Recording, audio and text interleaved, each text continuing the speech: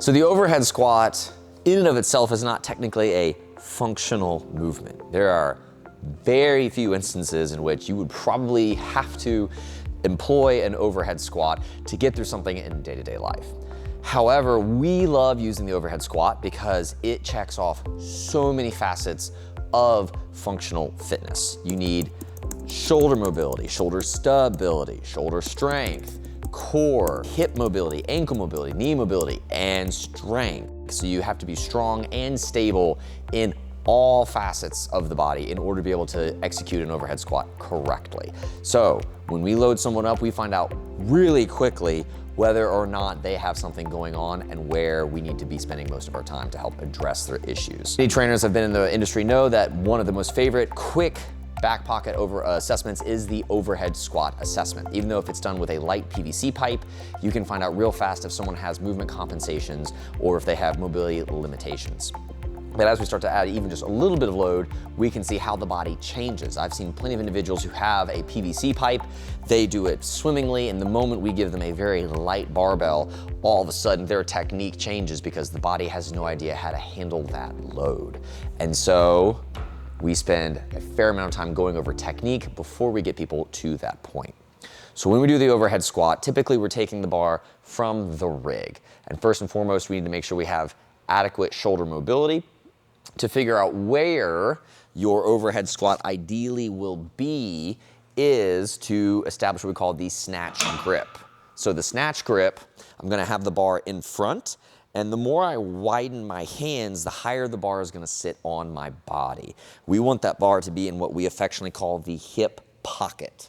So the hip pocket is where I have my arms so wide, it's sitting right at about where my pant line is. It's above my pubic bone, but it's not in my abdomen. So I'm still able to make good contact with my hips. So when I'm doing the snatch, which is where we typically would use the overhead squat, I'm able to get my hips into that bar to help generate power.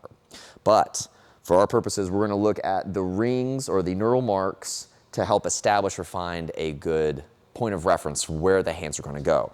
For me personally, I'm about a thumb's distance away from that last neural mark.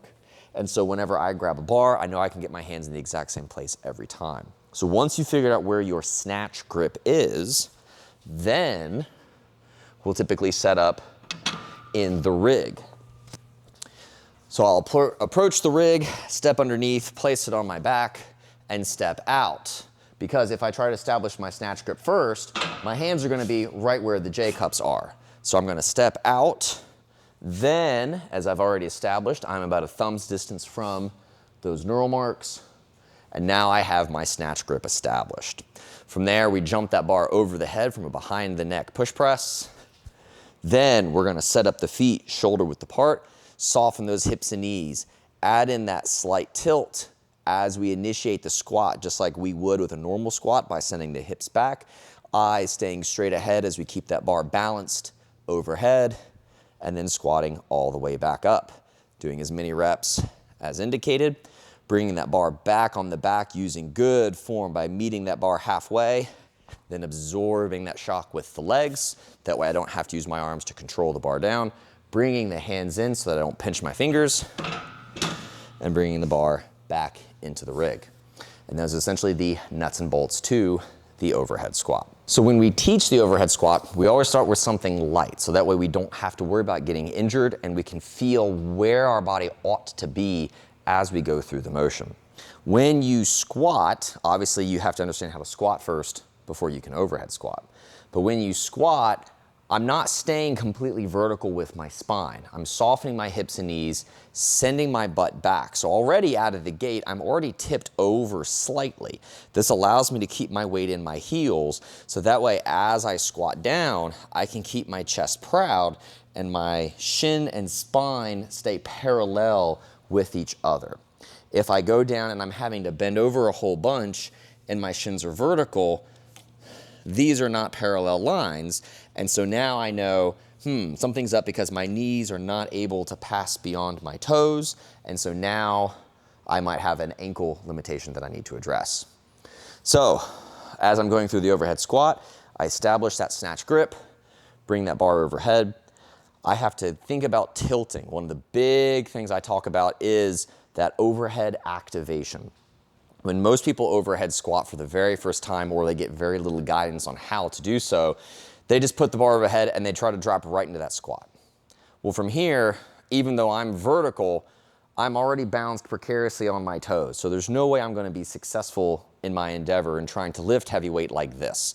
Because the deeper I go, the worse it's going to get. I'm in this very deep knee bend, and I'm trying to balance on my toes in order to generate power, and it just doesn't work out that way. There are, of course, always exceptions to the rule. There are some individuals that are so mobile, they can stay upright and keep their weight back in their heels, and good for you if you can do that. But the rest of us mortals need to think about getting a little bit of that tilt. Now, this is where people's subconscious starts to interfere a little bit, because we hear the word overhead. So I think, yes, it's over my head. Well, if I were to tilt in that squat, now the bar is out beyond my body. So even though relatively it is still over my head, this is not an ideal position. My body knows that. So it says, well, if I have to stay overhead and I'm not allowed to tilt, I'm just not going to tilt. The reality is that I need to actually pull the bar back slightly. So as I initiate that tilt, I'm pinching my shoulder blades. So now I perceive the bar to be behind my shoulders, but for physics, we want the mass of the system to be stacked. So my heels are where I'm keeping my center of mass, and when I squat, my shoulders stay over my heels, and so too does the weight of the bar. So now all of me and the bar are stacked over my heels. So now I can come straight down even if the pieces in between are folding to allow that to happen. So as I initiate, I'm also thinking about not just sending my hips back, but pulling the bar back slightly. This allows me to pinch those shoulder blades, and that's what activates that shoulder girdle to help keep the barbell stable. So I joke one of the best postural exercises is an overhead squat, because it's forcing you to pinch that upper back in order to be able to stabilize that barbell. So once I've established that pinch, now I feel active overhead. Now I can squat down while keeping that upper back activation the entire time. Because of course it is a squat, but that overhead component makes it a lot harder on the arms. So you'll find that, mobility aside, you're probably not going to be able to overhead squat as much as you could back squat or front squat, simply because the arms are involved. Then from there, once you've gotten that pinch, controlling that descent, trying to stay in those heels, keeping those eyes forward. I see a lot of people looking down, thinking about maintaining that neutral spine, but my body follows my eyes. So if I look down, my body will round and bring the bar with. If I look forward, it helps me keep my spine active and chest up, so that way I'm able to support the load of this bar because I have an active midline. And those are the nuances of doing the overhead squat. Now we get to the pitfalls, of which there could be a vast many, because we're basically using every joint in the body to be able to do this motion. So even if you have one thing limiting you, it is going to make your life a living heck. So we are going to start topside with the wrist. For starters, the wider my grip, the more I'm having to crank my hand this way, as we call this radial deviation. So I'm starting to cinch up the structures here at the wrist, which may not feel super great. Second, when I'm holding the bar overhead, the bar ought to come back and rest. So if I already have irritation at the wrist, or maybe a little bit of carpal tunnel, too much typing, or I'm just generally tight through the forearm, that cranking to the side and extension back is going to put a lot of pressure on the wrists. So a lot of forearm and hand care can go a long way. Simply by doing some self-massage to massage out what we call the thenars, or the muscles that are in that base of the thumb, to get that to massage out, because a lot of times that pain at that thumb joint is not actually the wrist, but the thumb joint itself, from where the muscles or those thenars are just way too tight, and you're starting to get arthritis because maybe you already do a lot of hand work and those muscles are already locked down, and then you're demanding mobility out of them out of nowhere, how dare you. So Doing even just simple hand massage can loosen up those muscles and buy some range of motion, much needed range of motion for that thumb joint. Second, the forearm muscles. A lot of times, if you feel pain in the backside, then yes, maybe smashing out the flexors and the underside of the arm will go a long way. But sometimes what's hard for people to wrap their head around is I'm bending my wrist back, so the muscles on the backside ought to be shortening. So why do I have pinching in the back of my wrist if the muscles are getting shorter? Ironically, if they're so tight, they're actually changing the way that that wrist is supposed to bend. We call this the arthrokinematics, quite literally the joint movement and the way it's supposed to work. This is a slide and glide joint. So if it's so tight and it's already being pulled slightly, that's gonna affect the way that it bends. And so now you're getting this bony block instead of it allowing to stay in the joint and continue to fold over as it was designed. So even forearm tension on the back side, even though those muscles are being shortened when I pull that wrist back, can cause a lot of impingement and pain in the back of the wrist. So forearm and hand soft tissue work can go a long way when you're just starting to overhead squat and starting to get those aches and pains. Next up is shoulders. Of course, this is not an all-encompassing fix-it-all tutorial, but these are some of the big things that we see on a semi-recurring basis. The shoulders, big thing is tension through the chest. Because I'm having to pull the bar back, we call this scapular retraction. So I'm having to pinch and activate my upper back, AKA your postural muscles. So as I'm standing and being able to pull my shoulders back, it's not just the strength of my upper back, but it's the tension of my chest. Even if you're not benching 3 times a week, if you are sitting at your desk, driving, eating food, watching TV, or maybe you have a really soft bed, so even sleeping because you're sinking into your bed, the more time I spend in what we call this protracted or this hunched position, the more opportunity these muscles have to get tight. So then all of a sudden when I try to pull my arm back, I can't. And now instead of my shoulder girdle pulling back, so you can see my arm is still by my side, and yet we can see how far back it's traveling, that's not happening at my shoulder joint. That's happening at my shoulder blade. So if I'm unable to pull my shoulder blade back, see when I go overhead, my arm is just coming up. But if my shoulder blade is stuck forward and then I try to pull back, see all this excess motion I'm having to create at the front of my shoulder joint? We call this anterior tipping. So now the head of my humerus, that arm bone, is leaning out the front of the socket, and only those anterior humeral ligaments at the front of the shoulder socket are the only thing holding it in place. And ligaments are not designed to stretch. So over time, as you do this more and more and more, once they start to stretch, that joint becomes more unstable, and now you're just piling on damage until that one day, you pop your shoulder out of socket.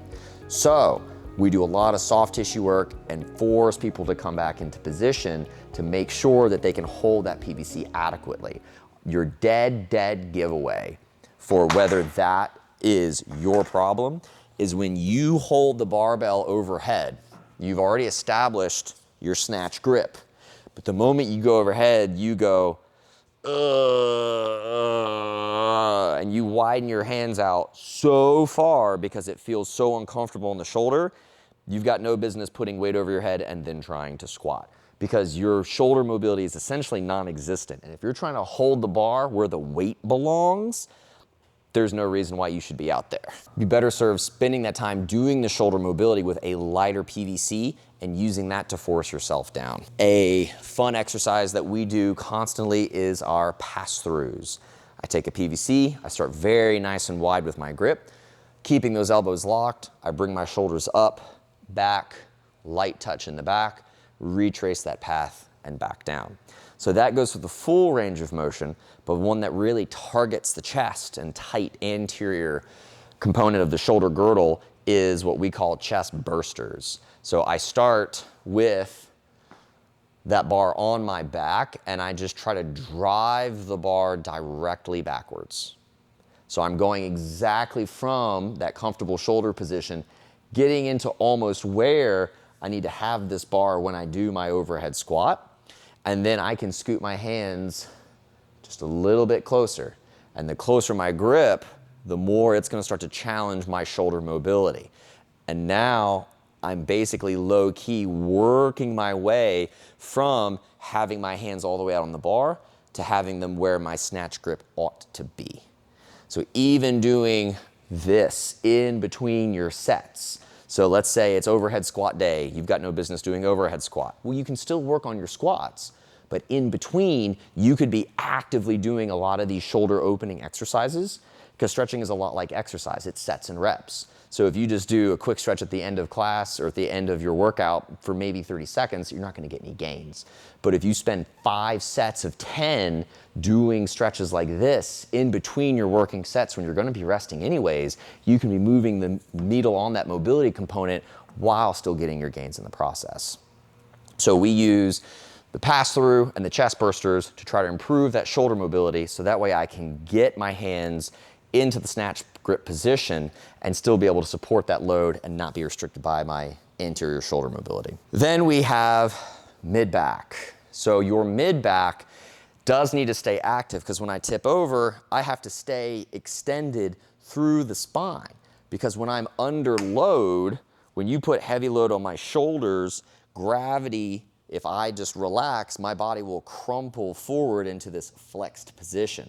So I have to be actively resisting and being able to keep my chest up. So if you're already in this, what we call a kyphotic curve, where you're hunched over. So if I said chest up, and that's the best I've got, then we need to work on getting that spinal mobility.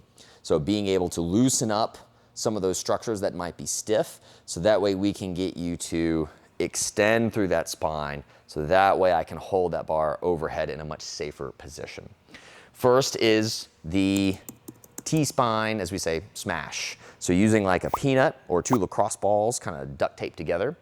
When you lie on that, you can then place it so it straddles the spine and roll up and down. Because it already lifts the body off the ground, your body weight becomes the leverage that you need to challenge those tissues. Second, you can then, from that, immediately use that peanut to do some back extensions. So now we're forcing that spine into more of that extended position that you need to be able to get into.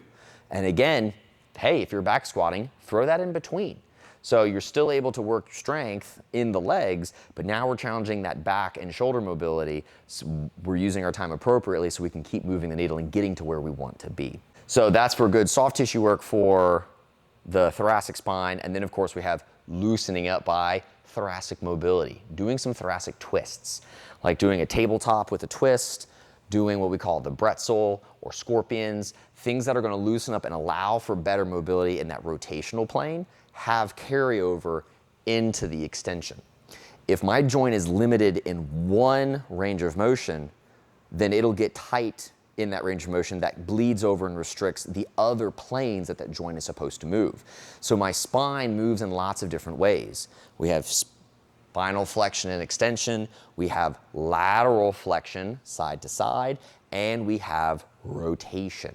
So if I lose mobility in even one of those planes of motion, it will negatively affect all of them. So you'll see lots of people, they do their back stretches all the time, but it never really moves the needle, because it's probably not just the extension problem, it could also be that rotational problem. So doing things like a scorpion, where you're getting a back extension and a thoracic twist at the same time, is fantastic. Then we start getting into hips. Hips are pretty self-evident. If your hips are tight, your body's going to tell you. But if you are just perpetually tight, or you have poor body awareness and you don't even know where to begin, the one thing to really know about the hips is how you squat. There's a couple things to think about. One, when I squat, I need to be able to keep my feet, whether they're stock, straight forward, or turned out slightly, depending on how you're built and your hip position. Either way, your feet should be unmoving. If you're already starting with your feet out at like 3 and 10 o'clock, that's not ideal, because now I have no front to back stability. So I need to have my feet more front to back than I do turned out side to side. So either way, once my feet are set, they should be unmoving. You don't want your foundation shifting under your house. You don't want your feet sliding while you're trying to squat. So as I get started, I need to think about rooting or twisting outwards. This helps activate my hips So now you can see my knees start to bias outward. So I'm leaning into that lovely, powerful IT band that no one's ever torn ever unless they were hit by a car or got attacked by someone with a sword. So if I lean out, now I'm able to lean against that powerful, powerful IT band, which is way better than the opposite and trying to lean it against your ACL, MCL. So I'm twisting out. This ought to activate the hips. And right now, this is your first kind of cue of, do I start to feel tension in my groin? Because if I start to open and I'm already feeling it pulling in my groin, we already know what we need to know. Because if you try to squat through that, it's only gonna get worse because we're just gonna demand more mobility from the hip. If, as you start to twist, you find that your feet go with, that could be because you actually have hip weakness. Your body doesn't know how to externally rotate, how to recruit the glutes or recruit the hips, and so it's trying to let go and use the calf or the ankle to turn the feet out to create this outward torque that we're trying to generate.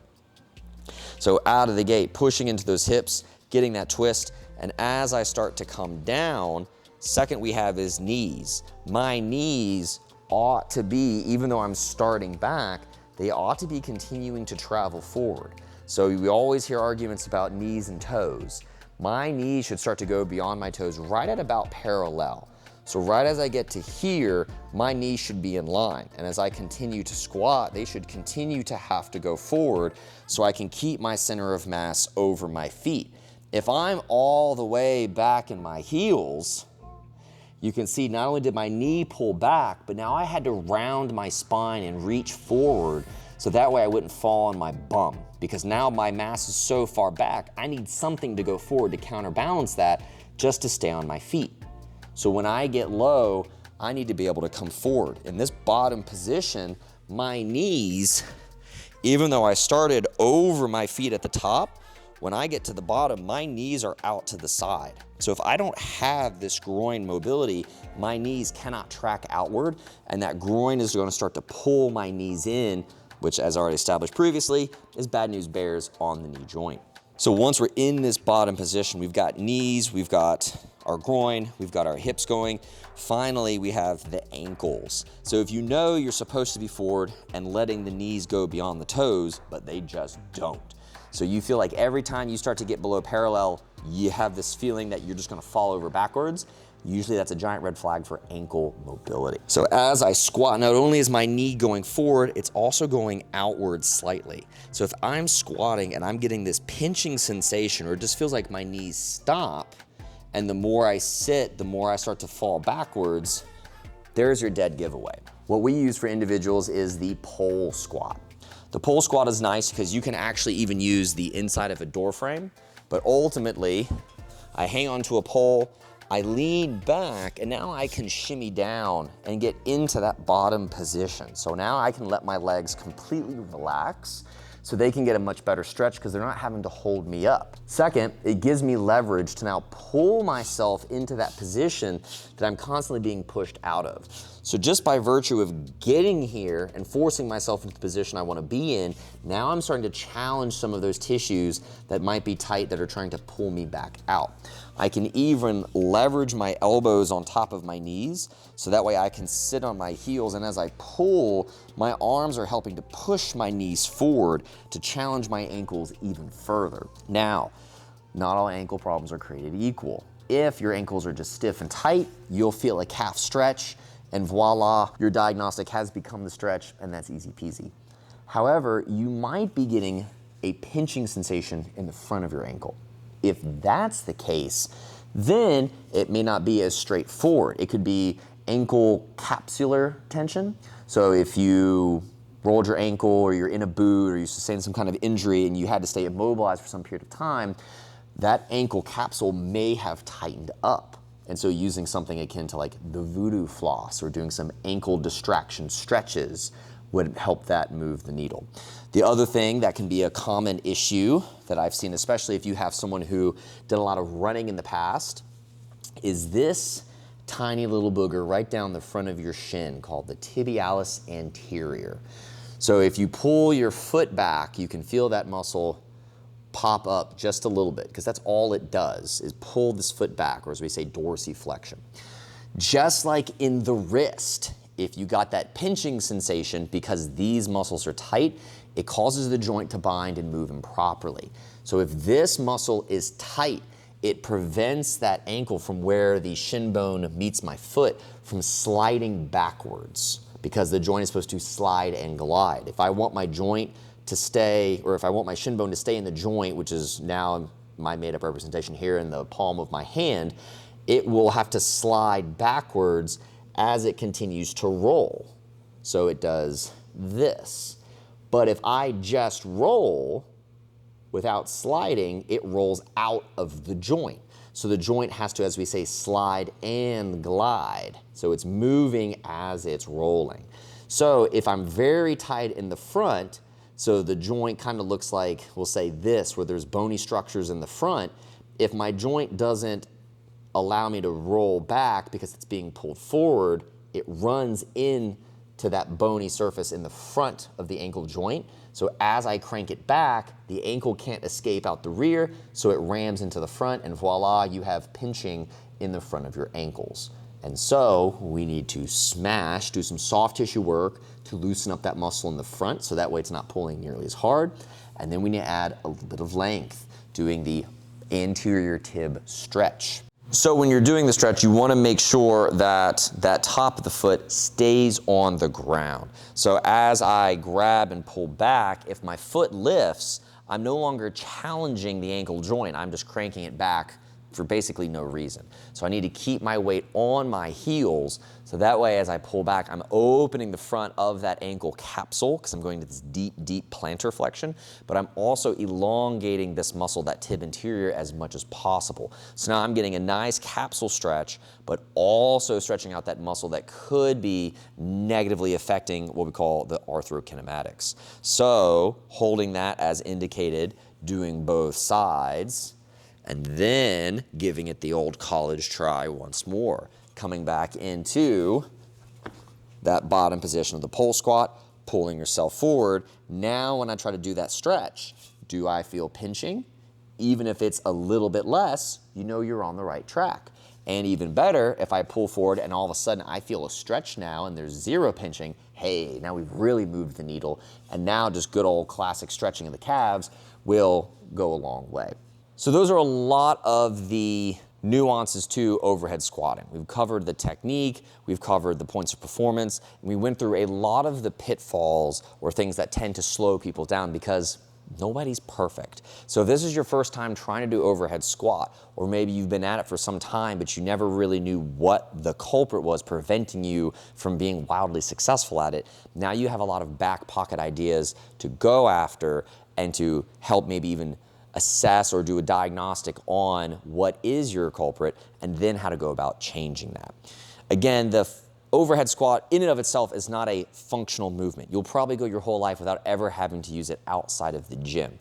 Technically speaking, I have actually used it one time, so I can't say it's inherently not functional, but even if you may not ever have to use it, being able to do an overhead squat means that you have already checked off so many of the other things that are crucial to being functional outside of the gym. Having good shoulder health, having good core control, having good lower quarter mobility, and of course just overall fitness that comes with all of those things. So adding an overhead squat into your programming might seem daunting, but the benefits to being able to do an overhead squat are many. So that's why overhead squat is the move of the month for April.